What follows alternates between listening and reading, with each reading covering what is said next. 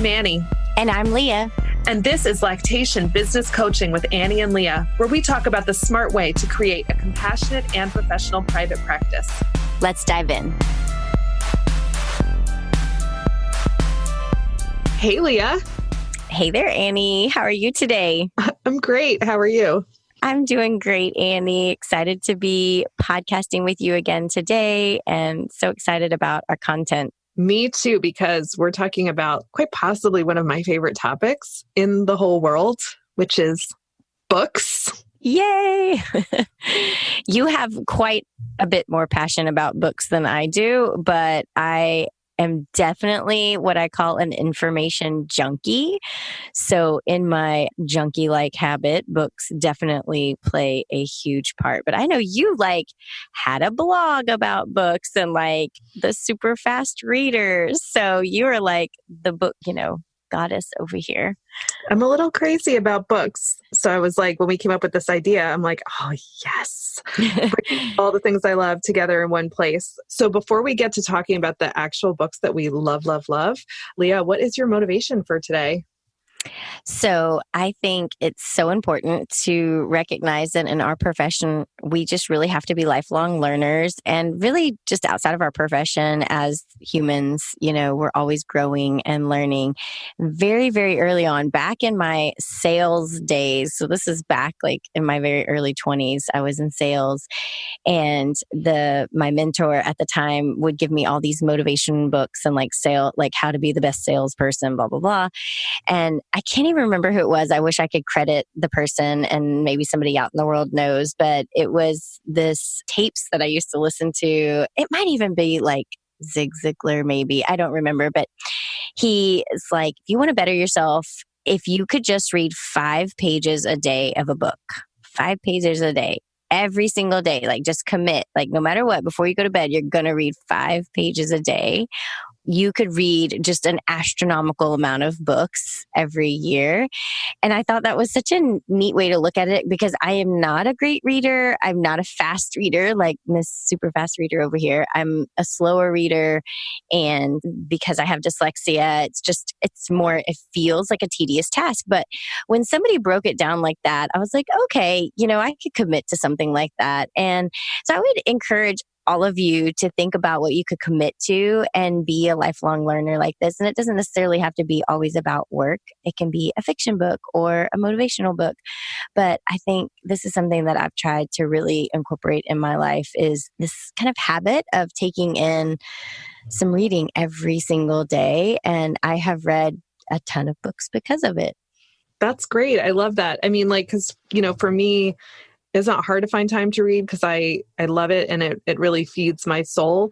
But I know, just in my own family, that we've got 4 people in my family, me, my husband, and our 2 daughters, and we are all very different kinds of readers. And it's been great for me not to be in a family of bookworms, because I'm other people have just different relationships with books than me. Right. And that's great. And that's fine. And sometimes, being a super fast reader is the name of, you can actually still find it. I think I had it for 11 years, and I read over 1,000 books during that time and wrote a blog post about each one. And then I decided it was oppressing me. And I'm I don't need to write. And that was choosing books based on whether I thought I'd be I want to read this book, but I actually don't want anybody to know I read this book.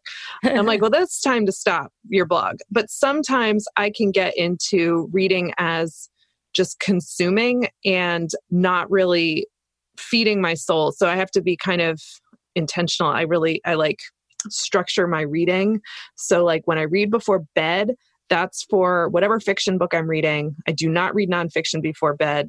I will be up all night if I do, but I read for pleasure every night before I go to bed, no matter what. Even it's 45 words and I just am out. But Sunday afternoons is when I like to read nonfiction books that are journalistic kind of books. In the car, I like to listen to audiobooks, and I like to kind of go for the more newsy current events kind of thing, or really, really juicy fiction book. And then for clinical stuff, I do that while I'm eating lunch. So that's my lunchtime reading. I don't know. I'm very systematized in my life and it just seems to work for me. And then my final rule as a reader is that if I go on vacation or go on any trip, I try to think how many books could I conceivably read during this trip?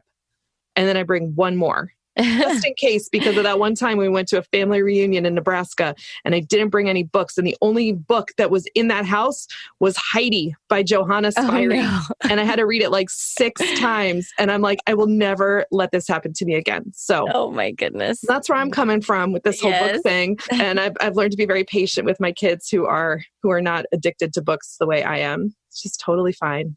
It's not here, neither here nor there for me. So probably a good balance. I could see if you guys were all as big of readers as you were, y'all might never get to talk. You just be reading all the time. You might never get to interact with each other. Yeah. So for our content today, Annie and I are going to talk about some of our favorite books. And we're going to start with you, Annie. So let's go over your top books. So what's your first book? So obviously, like, these are not going to be like top 3 books of all time, like right. in our life. Like, you don't need to know that like one of my favorite fiction books of all time is Valley of the Dolls by Jacqueline Suzanne. Like, that's not super helpful that's outside the scope of this podcast. Right. So we try to talk about like, okay, books that are good for clinical practice and books that are good for building our business or kind of nurturing ourselves as entrepreneurs. So that's sort of the category that we're looking at here. So my number one most helpful clinical book, and this is especially for those of you that are getting ready to take the exam for the first time, or if you have to recertify by exam in the last few cohorts, like I do, it's the Breastfeeding Atlas. Like, you just can't pass that exam without it. I go back and refer to it as someone who came from a non-healthcare background. Looking at the Breastfeeding Atlas, some of those pictures were things that I had never seen before and were the kinds of images I'd never had to look at before. So seeing a photo of a breast abscess, to be honest, the first time I saw it, I found it very upsetting. I'm like, I don't want to do this. Like, I'm not a nurse. I'm not a doctor. And by making myself look at these pictures, really helping to build my clinical skin and to be able to, face with compassion whatever thing I might be visually presented with, and not, being able to accept it and handle it, like having that exposure to those upsetting graphic images of injuries was really helpful for me. And every time they update it, I buy the update. So that's a clinical book I can't live without. What about you, Leah?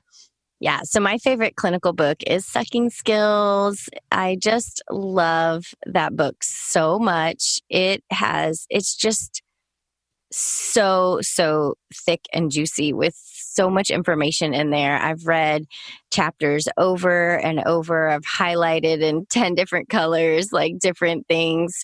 It is a well-worn book, and it's definitely one that I refer back to really frequently because there's always going to be, I think with the Breastfeeding Atlas too, it's like there's going to be some things that you might only see once in your entire career, or twice. And, like for me, I've worked with, I think like 3 cleft babies. So yeah, it's not in the forefront of my mind. And it's so helpful to have such a reliable, amazing resource when I go back and I'm like, oh, okay, I'm going to have this new client that has a more unique situation. It's like, I can just go back through and revive my memory about all these things that we can do for this certain situation.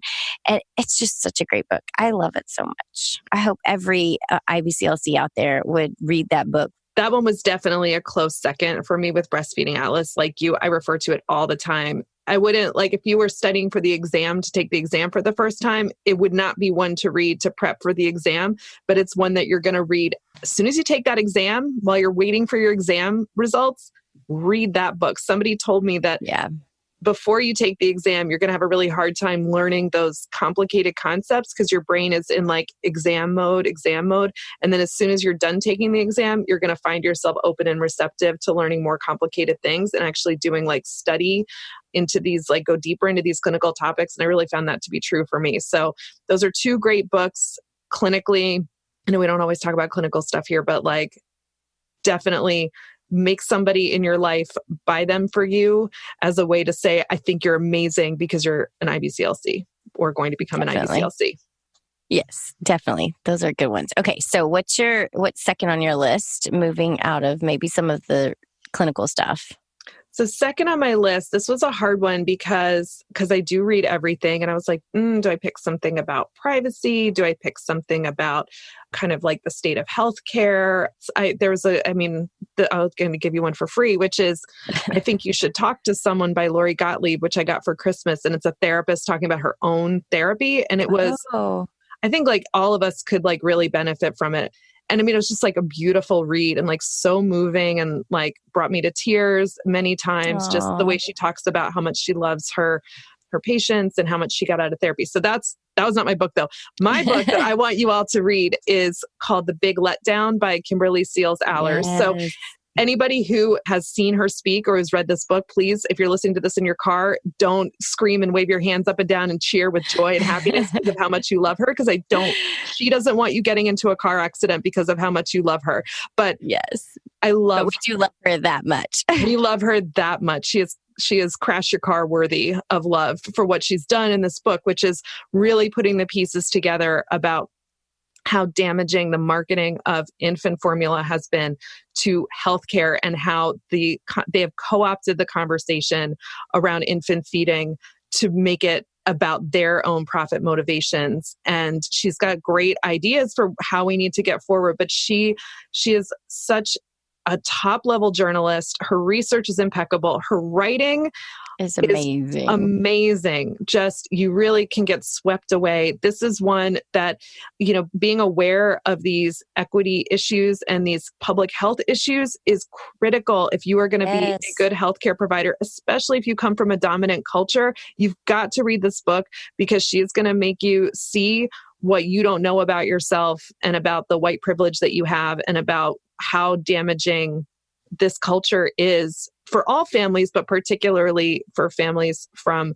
marginalized communities who are at risk to die at much higher rates than dominant culture people because of all the things she talks about in the books. And we have to know that, and we have to bring that to our clients and to and to the work that we do. Yeah, it's so important to open your eyes and keep them open. It's easy to shy away and not want to really dive deep into it, but it's such important content. And the thing I love most about her, and she's just a rare, she's like unicorn, is that a lot of times if you're a really good writer, you might not be as great of a speaker, because you're like in your head and you write and you're like, and as amazing as she writes, she speaks like just as amazing. And I got to see her at USLCA last year and I went to all her sessions and it was she was really awesome. And she just had amazing, amazing content to share. So I think that you picked an amazing book. So what's your next pick? Yeah. So in a different sphere, mine was about entrepreneurial things. I love Marie Forleo and have followed her for many years and love a lot of her content, but she came out with a book last year called Everything is Figureoutable. And not only did this just shift, just general entrepreneurial things, but just like a mindset paradigm shift for me. It's such a good book. It's a great read. Like all of it's just so encouraging and really well balanced. And so if you're an entrepreneur or even just, a regular person who wants to, just have a good mindset about life in general, I felt like this book was so helpful for me. So Everything is Figureoutable by Marie Forleo. I read that book too. I really like it. And we talked about it. We need to talk about it. I like her shift in there where she says, when you have something that you're like, I can't do that. She says, change the sentence to, I won't do that. And so you can kind of see how you're choosing certain things. So, sometimes there are going to be things that are out, like, it's not like she's like, these are the only 3 words you need to live your life. I don't think that's true, but, no. But I think some certain things are, when you shift that focus, I found that to be kind of helpful for like some bad habits that I have or just kind of tendencies to really see the power in how you name things. There's another podcast that I love. I think I've told you about it, Leah. I don't know if you've actually listened to it yet, but it's called By the Book. And it's these 2 comedians and writers who they choose a different self-help book and then they live by it for 2 weeks. And then the podcast episode is what happened. Oh, and they're very well structured too. And what I like about them is that they don't come in being like, this book is going to have nothing to offer me, so I'm just going to make fun of it. It's not snarky. Like they've actually had some episodes where they were like moved and like changed and transformed to like really deep places. And other times we're like, this is kind of silly and didn't really work for me. And I'm like dying for them to do everything figure outable. So if you guys are listening, this is a request. It's a really fun podcast, especially if you want to like learn about self-help books, but don't feel like you have time to read them. That's a good... Yes, I think you did mention that podcast before. So I definitely need to go and listen to it to add it to my giant list of podcasts. So Annie, so your final book, what's the next book that you found really helpful? So I had a really hard time choosing a third book because I'm like, I was like, I could stay in the lactation world. I could stay, in this like tech world or privacy world. But I just kept coming back to a book that has meant a lot to me for, over 25 years. I've read it a bunch of times. I had an alternate life where I was a writing professor, an adjunct, and teaching creative writing. And I used to teach this book. And it is called Walking on Water, Reflections on Faith and Art by Madeleine L'Engle. So if you recognize that name, it's because she wrote A Wrinkle in Time and is one of like the greatest human beings of all time just for writing that book. But she has such a delicate, nuanced, and open approach to living in the universe that just sounded like so out there. That was so profound. So profound.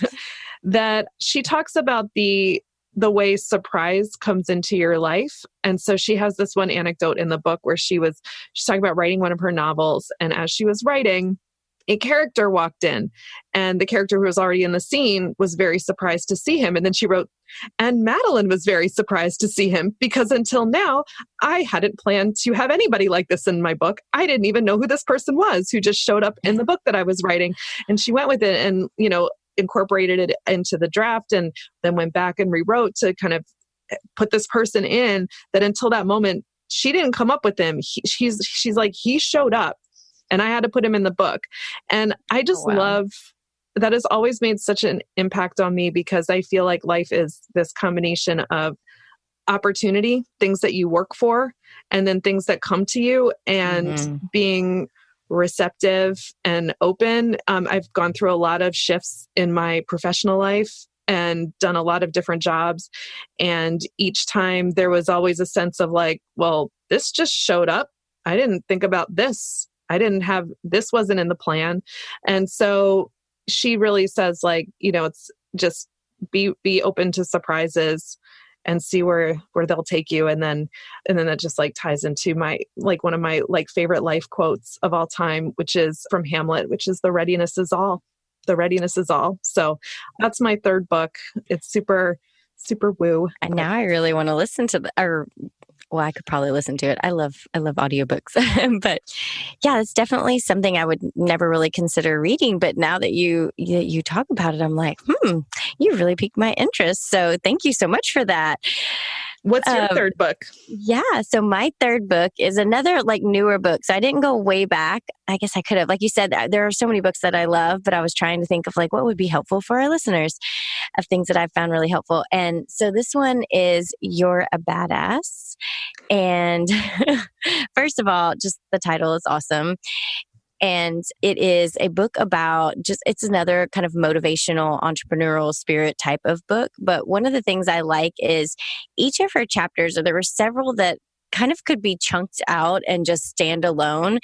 And sometimes when I'm just having a bad day, and I love her. So she has a couple of chapters in there, like she's kind of can be rough around the edges, like, hey, you just need to get it together. You just need to get it done. and really motivational. Like, you can do this. Do not hold yourself back. Like, don't get in your own way kind of mentality. And sometimes I just need that kick in the pants. And so I'll just listen to these couple of chapters over and over because I just love her, like the way she presents it on an audiobook. And so I have it on audiobook and I play them over and over. And I really enjoy that she just kind of gives me a kick in the butt sometimes when I'm standing in my own way or feeling kind of like, oh, it's too hard. I can't do any of it. And it's like, no, yes, you can.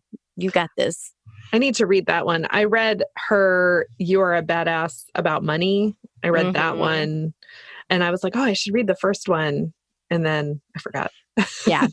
It's a really good book and it's an easy read. I mean, I did it on audio and it was such a just flowed really nicely and it had a lot of great funny stories and stuff. So I highly encourage you if you want some motivation and a slight kick in the pants. It can be really helpful for those times where you're kind of feeling like down or kind of stuck. It's really good at getting you unstuck. Awesome. I love it. So as we wrap up today, let's just talk real briefly about how we work in. I think we've kind of both mentioned, but we'll just give a couple of quick thoughts about how we work in reading. And I'll just start with audiobooks are how I make it happen. So I have audiobooks queued up. And when I get in the car, I try to listen to some in between visits, like almost every day. So it's either a podcast or audiobook, but usually at some point it's an audiobook every day. And I've gotten through so many books like that. I cannot even tell you how many books that I have read, quote unquote, read or listened through audio. And then my little trying to read a little bit every night. I have a big old stack of books that are by my bed that I read a little bit every night. How about you, Annie? Yeah, I like to try to fit reading in during when I'm eating lunch I spend time on the train and I like to listen to audiobooks when I'm on the train because it's hard to, for a long time when I would commute in to work, I would read my book on the train. But now that we all have phones, I do find that has changed my ability to sit and read a book on the train. Also, the trains are a lot more crowded these days than they were back when I worked in Manhattan before I had kids. And you can't really sit down. So I listen to audiobooks and that makes me look forward to long drives and long train rides. Yeah. And then also just having a list of books that I want to read and making sure I prioritize if there is something clinical that I need to read, I have, that's gets more priority than something fun, but just reading every day or listening. And listening counts. Many of us are auditory processors. And I often, for information type stuff, I get it better by listening than I do by reading. Yeah, for sure. So Annie, as we wrap up, what's our tech tip today?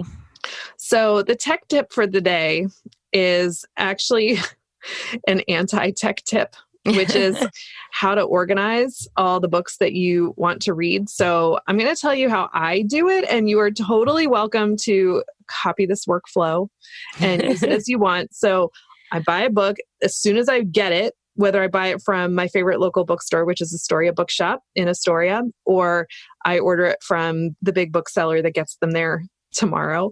I open it up right away and it has to go in its pile. So if it is a clinical book, it goes in the pile next to the chair, my thinking chair, which is where I write and where I hang out. It's my family chair. So that if I'm just sitting there with my family and I need to pick up a book, I can pick up one of those books. And that's for clinical books that I'm trying to go through slowly. And then if it's fiction, it goes in my bedroom. I have a pile next to my bed and they go in order of how I want to read them. So the more I want to read it, it goes to the top. But sometimes I'll have to trick myself and I'll say, I've had this book for a long time and I really should either read it or pass it along. I'll put it higher up in the stack and I won't let myself read a book I'm really wanting to read until I've actually given the book that I haven't given a chance yet. So I kind of have to triage in that way, if that makes sense. It's really important because the books can get upset if you let them sit there for too long and don't pay attention to them. So I'm really mindful of my books, their relationship to me and how I'm treating them and making sure that they know that they're important, or that if I've decided they're no longer important, that they go out into the world. So I'm also a big fan of when I'm done reading a book, I live in a small apartment. I do not keep every book that I read. They go to the thrift store. They go on the free table. We used to have a free table at our homeschool co-op, which we don't do anymore, but like you can find free tables in a lot of places. We have one of those little book boxes at our park. I give them to a friend. I might even leave them, on a stoop, because books should be free and they need to go out into the world. So organize your books. If they sit around too long, read them. And then when you're done, pass them on and get those great messages out into the world. And that is my non-tech tip for today. I love it. I love it. It's a good tip, even if it's not techie. Well, it was great chatting with you today. And this was such a fun topic. And now I have more books that I need to read. Me too. Yes. Well, it was great talking to you today. Take care, Annie. Bye, Leah. Bye.